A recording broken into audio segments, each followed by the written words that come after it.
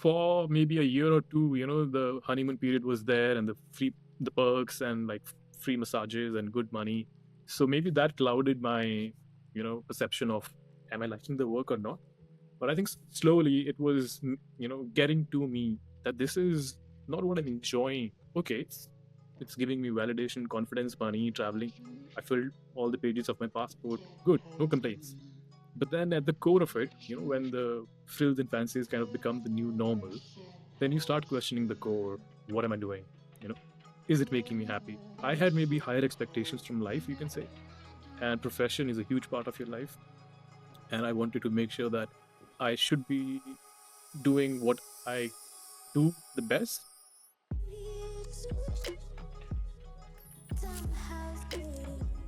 Welcome to another episode of Day One Diaries, the podcast where we find the real stories behind starting your own business. In this episode, I'm delighted to be joined by Mantaj Sidhu. Mantaj and I worked together at Google many years ago, and since then he's returned to India to build Gill Organics, a unique farming business that connects people with the food that they eat. Now, on the surface, this looks like a story about organic farming, but to me, it's trust. Mantaj had to trust his own instincts when he realized that Google wasn't giving him the fulfillment and what he needed from life. He also trusted himself to understand the people, the problems back home, and that with his experience, he could solve for something. And now Gill Organics is built on trust. Trust in the system, trust in the food, trust in the process. It was a fantastic conversation and one that showed me that sometimes the best thing to do is go back to your roots. Remember, we have content like this every month, so hit subscribe for the next update. All right, Mantaj, great to have you here on Day One Diaries. We haven't worked together in quite a while, and you have been up to lots of stuff since. So tell me, first of all, a little bit about Gill Organics. So it's nice to be here, Brian, after so many years.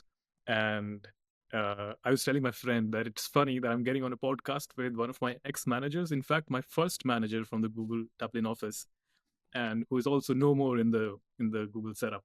So it's nice. It's like good, circle around. But yeah, I mean, Gill Organics is probably. So when I came back, right, I did a bunch of experiments. I was in the experiment mode with life, and Gill Organics was one of those.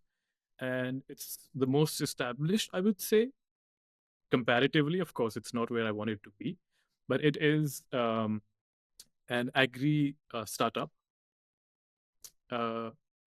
It's a unique model where, if you understand that in India there's a huge demand for clean food, things are not great in a lot of ways. I think this conversation I will have to maybe or maybe not, because things are very different from Ireland, right? So the context setting might kick in here and there. So in India, there's a lot of things going wrong in terms of bad air, bad water, bad food. So it was something huge in terms of what the market wanted. But not only that, it was also huge in terms of what I wanted to do, because I come from a family of agriculturalists. My grandfather was a farmer. And so I came back, and because I had this comparative lens of having lived in Dublin and then came back, then I was not okay eating food that I don't know where it's coming from, and I didn't want my parents to eat it. So we started with a model where we are not just selling organic food, because what happens in a country like India, when there is a demand for something, people run after the money, and then corruption creeps in, cutting corners creeps in. So instead of just saying that, oh, we are growing organic food and you can buy from us, we are giving people the trust that should be there in a clean food startup. So what we do is we allot everyone a small piece of farm on our actual farm. So it's just like a real estate. In real estate, somebody would buy a huge piece of land and give you small little patches for you to build your house. We do that in terms of farms, and it is fully customized. They can tell us what they want to grow on the farm, and then we grow it, we maintain it, and every week whatever happens in that patch of land is shipped to their house. So it's just like their background, the backyard kind of a kitchen garden, which is organic, and they don't have to worry about maintaining it. They don't have to worry if they don't have the land, and so that is the model. And I think the concept caught up, and it was a lot in the news. It still is. So good, good PR that came along with this. So it's good. I mean, 3 years. It took us 3 years to come here, but now this is one of those projects which I don't have to like worry about. But it's Yeah. giving me the time and space and the money to like think of something else also. Excellent. It's a really novel idea. I hadn't heard of it before. When you say the person has the opportunity to choose what they grow, do you give them ideas? Do you give them suggestions about like what's good at this time of year? How does that work? Yeah. So it's a 6 monthly subscription, and I think throughout the 6 months we have to handhold the customer because we can't just rely on them in terms of giving us a list of what should be grown because they are not very aware of what grows when. So what happens is like before they onboard, before the starting of the 6 month subscription, we give them a master list that this is all what is possible in the next 6 months in this part of the country, in this weather, and organically. Because when we say organic, you can't use any artificial measure, you know. So we give them a master list and then they choose from that. They can choose all if they want. But if they're picky or they don't want some item, they don't eat at the house, they can untick something.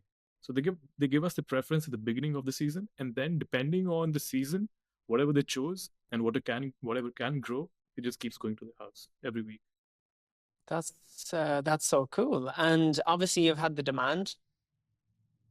Oh, so we so the thing about organic farming is the soil also has to be organic.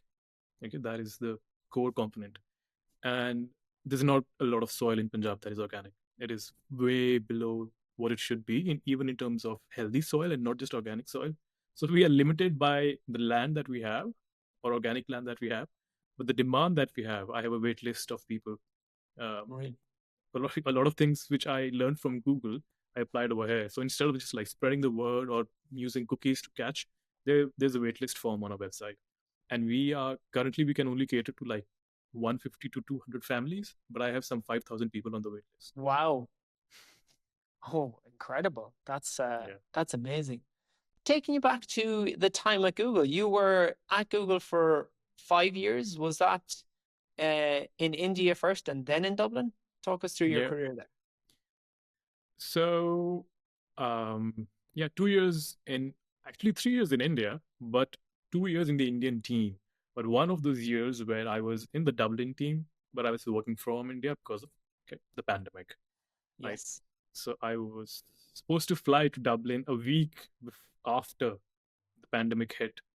And so for a few, because we never knew that this is going to last for so long. So for a few months, I was working from Hyderabad itself. That okay, whenever the flights resume, I'll go back.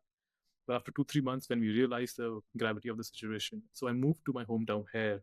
This used to be my desk then, and I worked for the Irish team from India for a year, and then I moved to Dublin when the flights resumed for almost a year.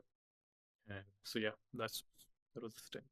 Right. Okay. I remember that well. It was such a strange time for everyone. Obviously, we were kind of like, hey, we're gonna work from home for this week. Actually, maybe a little longer. And then you were in such a unique situation because as you said, we were like ready for you to come and join, and then it was being pushed out, and we were working together and somewhat adjacently for like you say, a year and a half before we actually met in person, which was such a bizarre situation to be in. But among the many ones that existed at the time. And when you were there, did you have in mind that you wanted to start something on your own? No, so when I came to Dublin, I wanted to like buy a house in Dublin. So I wanted to be there. I'm joking, not that I wanted to buy a house the moment I landed. I've always been a free bird. I've always been experimenting. So when I landed, I hardly have long-term plans to be honest. Not a good thing to do, but that's how things have been working for me. I do have them in my mind, at the back of Yeah. my mind, that eventually I would want to do this. But I worked in Google. I've seen very smart people. They have their life plotted on an Excel sheet, the next 10 years, right? So, but I never used to do that. So, so when I came, I was just wanted to see how it is to live outside of India in a different country, a very different world. And I think maybe 2 months before I put in my paper, I had no clue that I'm going to leave. So it was in the last 2 months. So because I said that I've always been like in having some artistic kind of an approach, and where I was working before this, it was I had huge freedom to do whatever. It was a small startup, and we grew from scratch, and I was handling the marketing, and I could do anything. But from there, when I moved to Google, there was a lot of structure. Mm. But so it for maybe a year or two, the honeymoon period was there, and the perks and like free massages and good money. So maybe that clouded my perception of, am I liking the work or not. But I think slowly it was getting to me that this is not what I'm enjoying. Okay, it's giving me validation, confidence, money, traveling. I filled all the pages of my passport, good, no complaints. But then at the core of it, when the frills and fancies kind of become the new normal, then you start questioning the core. Maybe not everyone, but it's a subjective thing, individual thing. I always would question, what am I doing? You know, is it making me happy? I had maybe higher expectations from life, you can say, and profession is a huge part of your life. And I wanted to make sure that I should be doing what I do the best, which is creating maybe and creative stuff. And when I say creative, doesn't mean like drawing. Creative means like solving a problem which involves people and like mindsets, and maybe not just numbers. And it's not even about numbers, to be honest. Right now I work on sheets all the time. I'm on My whole business is working on Google Sheets, and running scripts at the back end. Of course the software is upcoming and all that stuff, but now this is like my stuff. I have full a 360-degree view of what I'm doing and why. So what and why was answered very well in my setup. But it was not being answered when I was in Google, because I was being told that you're supposed to move this number here and there. Yeah, the So what was clear. yeah. So that kind of started getting to me in those 5 years. And in the last 2 months, it just got like very clear. Yeah. And when you did go, when you did decide to leave, how did you feel when, say, when you went home and you took that time to see family, to try some other projects, etc.? Great, great. While putting in my papers, I felt great. And during the notice period, I felt great. Before moving back to India, I traveled a bit, backpacked across Europe, some Africa, and yeah, I was looking forward to my time here. Excellent. Good. Good. And so moving on then to these bunch of projects that you kicked off and eventually refocusing on Gill Organics, where did this idea come from? How did you recognize that this was the opportunity? Again, I did not have like a plan on paper, although that is also something I took away from Google, like plan things out, and write things down. I did, but not as the way a startup would, like a business plan on paper and all this stuff. It was more about the general understanding and of lay of land, of people and culture and how they think, which is a very important point, because even if the same demand of the market were there in Dublin, for example, I would not have been successful because I knew how people in India think. And that is very important for any business. I know how they think, so I know what they want. Of course, I did my research. I interviewed people, market, all that stuff. But still, I know how the psyche works, what the problems are or can be, and how can I communicate so that they respond to my communication and interact with my business. So that psyche I knew, because I've lived in India and grown up over here, and I am observant. So it was more of like my observation and my gut than a strategy, which kind of uh, made me decide and okay, let me work on clean food. The the subscription model, I think, is the one that jumps out at me as what's very different about this, and it really strikes me as something that's unusual. Are people comfortable? Do they get it when you propose it? So subscriptions in general all over the world are difficult to sell, right? It's easier to sell like one shot kind of thing, that okay, whatever, buy a phone once or buy a piece of something once, and then whenever you need it next, you can come back to us or check out our competitors.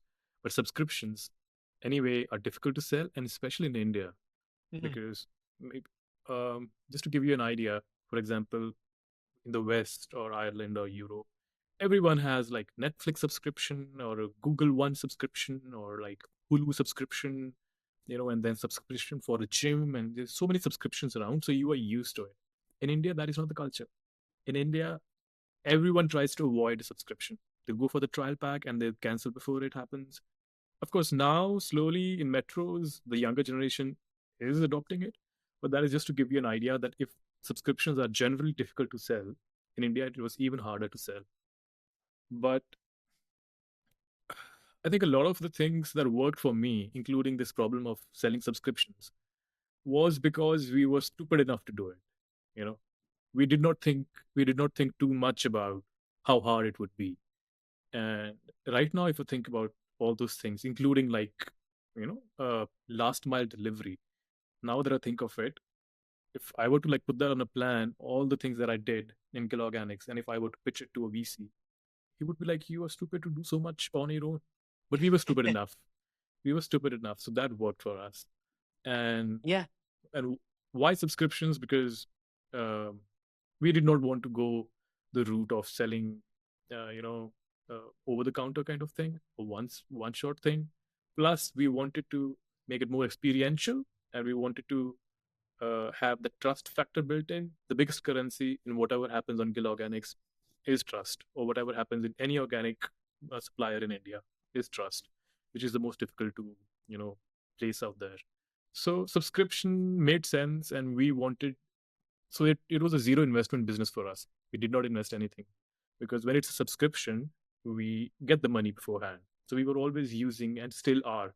Whatever money comes in, we're just like using it back in the business. I think we'll probably do that for one more year, and then we'll be like, okay, now we can start making some cash. Okay. So yeah, those are some reasons to go for subscription: the trust and experiential And thing, and some stupidity. well, if I can talk about the stupidity for a minute. So you were coming out of a job at Google, and you had a bit of financial runway to set this up. Does some of the stupidity, as you call it, come from the fact that you were reasonably comfortable? You weren't under massive pressure to make money straight away, Sure, for sure, big right? time. And so these are the things that a VC would say, no, we're not doing that. But you were able to do it, set it up, and then see about refining after. True. That is one of the biggest reasons. Uh, Plus, I think even if money was not a factor, um my intentions and my motivations and my goals, they did not revolve around profit making. Again, might sound stupid. Of course, I did not want to, you know, keep spending from my pocket forever.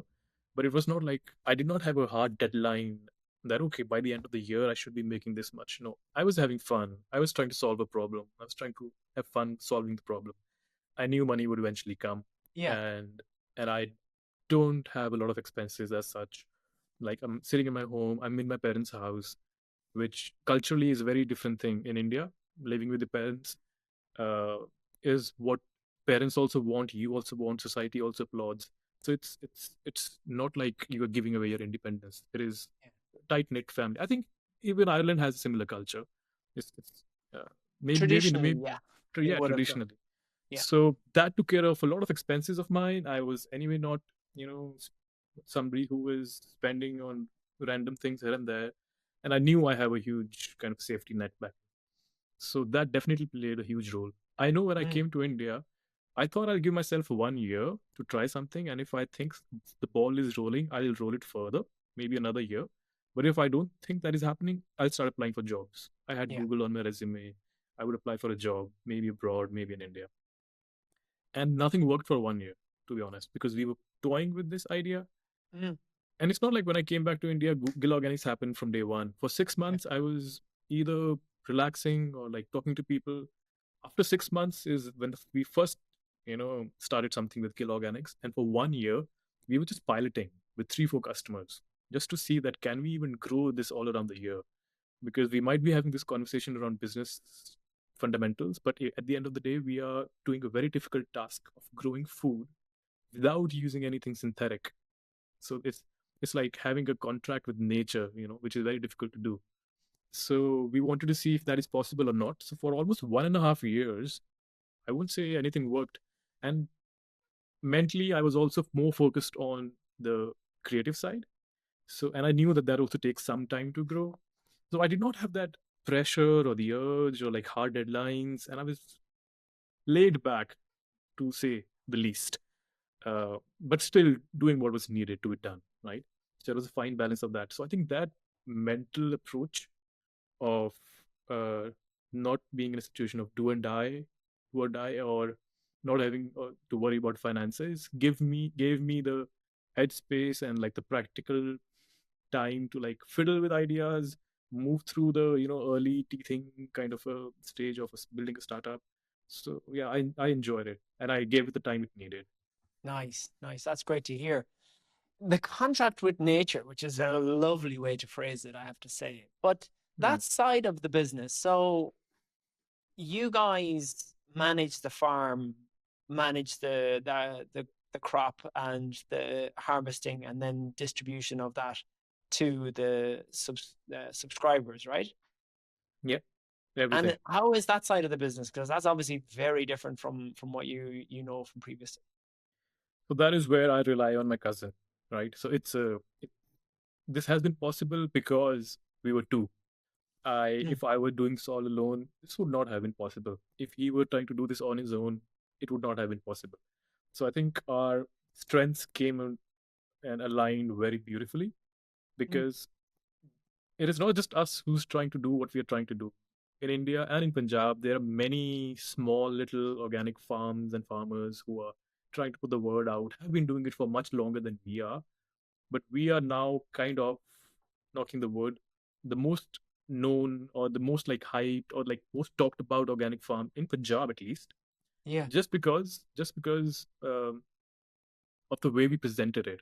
So yeah, the presentation, or maybe the uh, trust that just shows in videos, or maybe the way I talk, or maybe the story, for sure, not maybe, for sure, the story that somebody left Google and it did this kind of tells them that he's not doing it for money. And so the story also sold. And we did not talk about this, but then what worked for Gill Organics was social media. yeah, Because because uh, it's India and it's a D2C brand. There's numbers out there, and they all want clean food, and they were not getting it. If small farmers were trying to reach to them, they were reaching to them in a way which did not kind of click.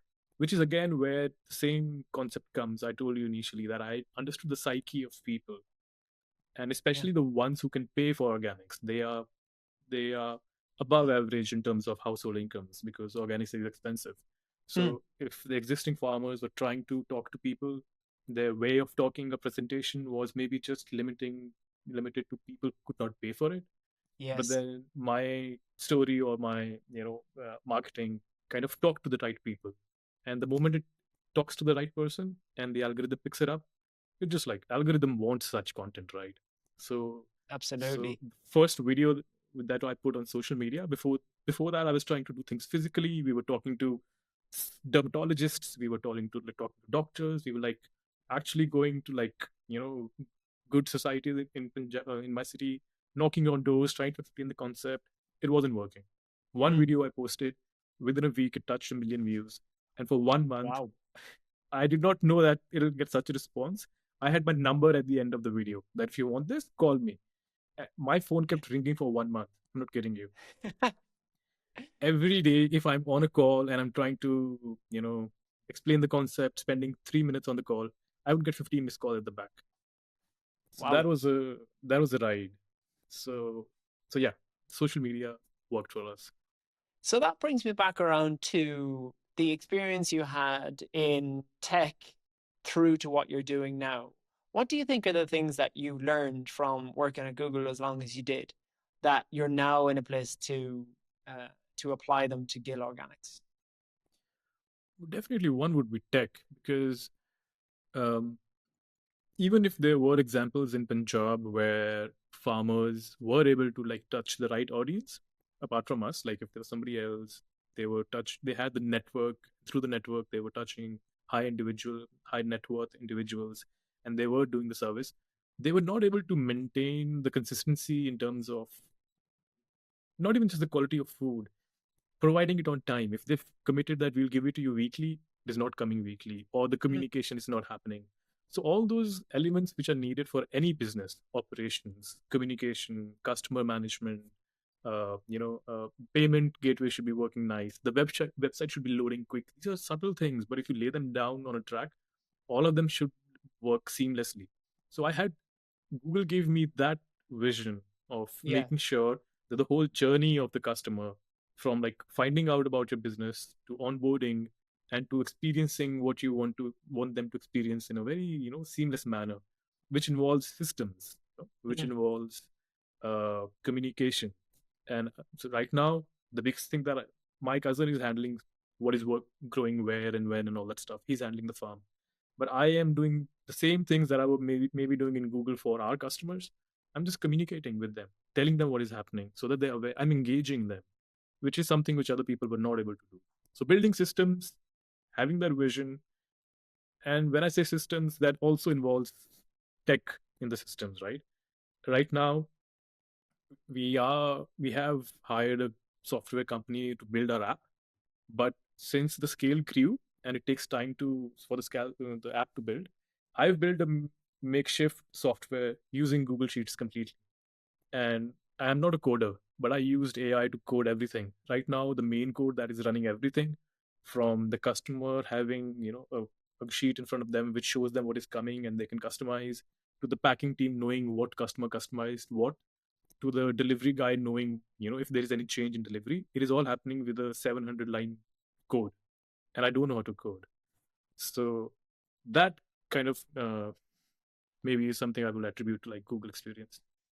Yeah, but it sounds that's not just tech. I think to me that sounds like first of all you've understood from the type of work that we used to do that and the clients that we used to have that it's the customer experience. It's the managing of expectations as you talk about. It's the clear communications regularly that make a difference to in terms of people's trust. And as you said, it's the biggest thing that people can have in the organics game. So understanding that and then understanding how to build the systems to provide that without you having to be on the phone to absolutely everybody. Is there anything you've learned about yourself in the growth of Gill Organics so far? For sure. I mean, I can go on and on, because any business, especially a startup, uh, it is there because of your actions, decisions, and all that stuff. So it is your what do you say, representation, or your uh, mirror. That you can see yourself in your product or whatever you've built. Hmm. So, and if the business has been improving and changing and improvising, that is because I was making those changes in myself. It's a very spiritual experience, for the lack of a better word, because there's a lot of self growth involved. Unless you were born with those brain cells, and maybe the network, or like your family was into business, and like you grew up in that environment, that you were somebody who would automatically just build great businesses. That's a separate story. But when you have grown up always being told that job is what you need to get, and then when you try and do things just to have a little bit of freedom of choice and decisions and time and money, and that comes by building a business, then you learn everything from scratch. And that learning part is, I think, you know when people ask like what is life all about, I think that is one of the answers. It can be that when you learn and do something and it shows results, and even if it doesn't, and if you're wise enough to see that okay, it did not lead to something, but I improved myself, that is also a good outcome of it. But yeah, the improvement part of being more uh, you have to be a better version of yourself to be able to pull off running a business, solving a problem while being profitable, and making people take money out of the pockets and put it in yours, and all everything that comes around that. So Yeah. you have to be a better version of yourself, for sure. Okay, I've got two more questions for you. First of all, what's next for Gill Organics? Where does it go from here? So, having spent 3 years with Gill Organics, what happens is you understand the industry, you understand the problems better, you see opportunities more clearly. And with the current model that we have with Gill Organics, scaling is an issue. And that is if you want to scale. But because we are dealing in something which is like clean food and like people trust us with what they're feeding to their kids, or if somebody is sick or the parents have cancer, they are trusting what is coming from Gill Organics. Mm. It's we don't want to make them feel like, oh, they're also trying to increase numbers and increase profits and increase scale and all the jargon that comes with a startup. We don't want to like blindly apply on Gill Organics. But even if I were to, it is difficult to scale because a lot of problems come. I mean, we'll have to have another podcast to tell you the problems that are there in this model. But long story short, scaling is an issue. And even if I were to solve for scale, trust will still be an issue. Right now, Yeah. I'm able to ensure trust because everything is under our purview, from seeds to growing to logistics to everything. The moment you think of involving other people to build scale, quality takes a hit. So there are many Yeah. issues with Gill Organics, but we are trying to solve. We are piloting just like we piloted in the initial stages of doing things ourselves. We have piloted with interest another farmer that we trust, and we're trying to see how that works so that we can cater to, we can find such farmers who are genuinely doing the right thing. Even Yeah. they will get, even their dream of like doing organics profitably will be successful, and more families will be able to get it. So we are doing that pilot of semi franchising kind of thing, but it'll be slow. Yeah. And uh, so what that leads me to think about is that 10% that I told you of thinking of what to do else is to work on another model Mm. completely different from this one. Yes, it worked. Subscription model sounds nice, but I would want to bet on another model which solves for you know huge chunk of people getting access to clean food, not just like 200 families like we are, because there are millions of families in India. So how can I ensure that a large scale of audience gets access to clean food, and the ones who are growing clean food also have a platform where they can sell it without worrying about will they get the price or not? Because I've in the last 1 year I have talked to a lot of farmers, a lot of young men from who are doing reverse migration and coming back to India. They have tried to grow clean food, but they were not able to sell it. Again, the same thing, because it's not so sexy to sell fruits or crops, right? So I've seen them struggling, and I demand, of course, is always there. So I still want to maybe go back to the model that I told you that when I came back to India, I wanted to deploy something. It's still there in my head, and it did not make sense then because I was too new to everything. But now I've talked to the governments also. I've talked to politicians. I've talked to journalists, and I have now connections, and I have a more feasible way of you know deploying the same plan or another version of it. So that is something which I will kick off this year. Exciting. Well, definitely welcome back to the podcast when that takes shape. The other Sure. question, and a question I ask everyone who comes on the podcast, you were living in the very, very safe and secure confines of Google in the past, and you decided to make the leap and go and do something of your own. Are you happy you did it? A big yes. Yeah. Yeah. Very And again, good. I Very don't good. want to say a big yes to downplay any place that I worked in before, but a big yes because I just listened to myself, and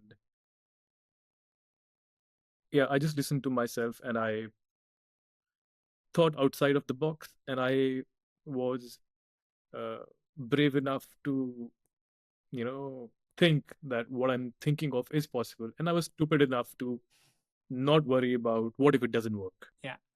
Oh, very good. Montage, I think it has been fantastic, first of all, to have you on the show. Really, really has been great to understand where Gill Organics has come from and what you have done with it. And again, very impressed with what you've done. The following your own heart, understanding what was important to you, and more to the point, understanding what's key to the business. Most people would say it's the speed of delivery, it's this and that.